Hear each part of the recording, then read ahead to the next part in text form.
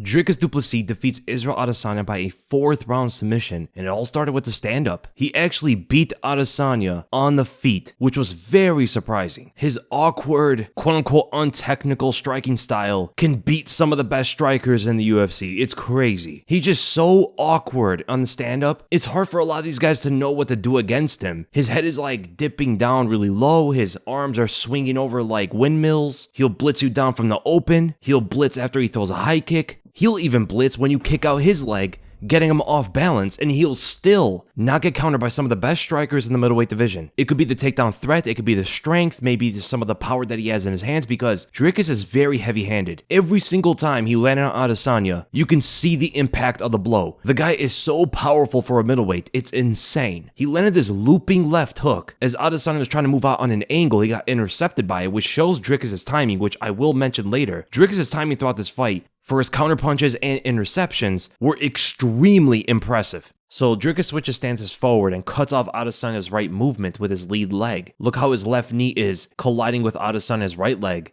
and Dricus lands a big left hook. But that left hook he hit Adesanya with rocked him, which the commentators did point out. But then there was another left hook that landed, and Dricus knew that was the punch that hurt Adesanya. There's another left hook that it wasn't shown in the replay, where it seemed like that accumulated the damage on Adesanya's chin. Adesanya's feet were all unbalanced. You could tell Adesanya was hurt by that punch because he settled himself far away from Dricus, further away than usual, and he wasn't throwing punches back like after he got hit by the first left hook. So I think this left hook rocked Adesanya more than the first one, because after the first one, Adesanya was throwing punches back at Dricus, trading with him. But when Adesanya got hit by the second left hook, he was only trying to get away from Dricus, which is a different reaction than the first time he got rocked. And that's when Dricus was able to blitz him down, take him to the ground, and then choke him out. The timing on Dricus' punches when he was countering Adesanya or intercepting his footwork were absolutely one of the best things about him in this fight, which is crazy because we would think that Adesanya would be the better counter striker of the two, but it looked like Adesanya's approach to the fight was not to be as much of a counter puncher, but to be more of an aggressive puncher fighting off of his post.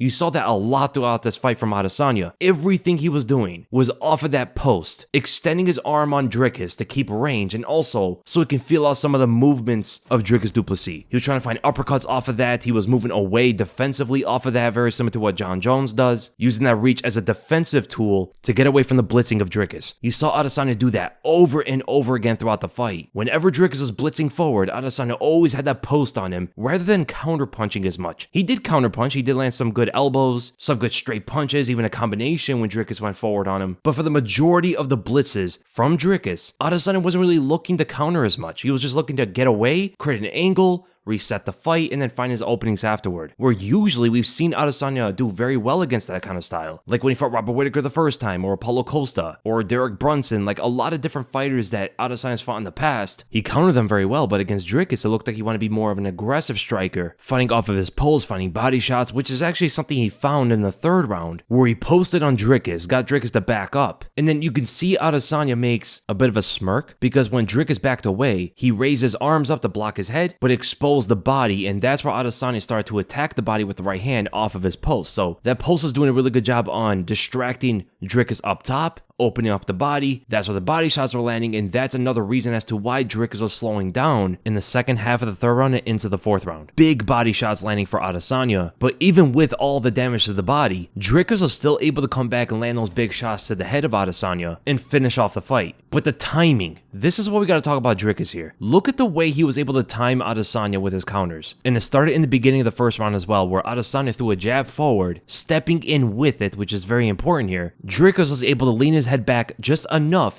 and then counter the step-in jab with the inside leg kick. This is before Dricus got any kind of feelers of his longer opponent, who's also supposed to be faster. The timing was down for Dricus immediately in the fight, but only when it came to counters and interceptions. Eventually, he was trying to turn that low kick into a left high kick, which is a bit of a conditioning factor, but it's very hard to counter a jab with a high kick like that, just because it's a slower technique in general, and it's going to allow Adesanya to block it in time or evade the kick altogether. Or here, after Dricus Dricus blitzes Adesanya down, he then settles in southpaw, and Adesanya is also in the same stance, trying to intercept Dricus with the jab, because when they're both in the same stance like that, the jab is going to be opened up to each other. But Dricus timed that perfectly and countered Adesanya with a spinning back kick to the body. This was very, very impressive stuff from Dricus Du Plessis. A very high level move from him. And then Dricus yet again counters the jab, which turns into a post, right? This is the third round when Adesanya is starting to turn his jab into the post so he can find body shots and be more aggressive with his strikes. Well, Dricus counters that. Even after getting hit to the face, he throws a right overhand and lands on Adesanya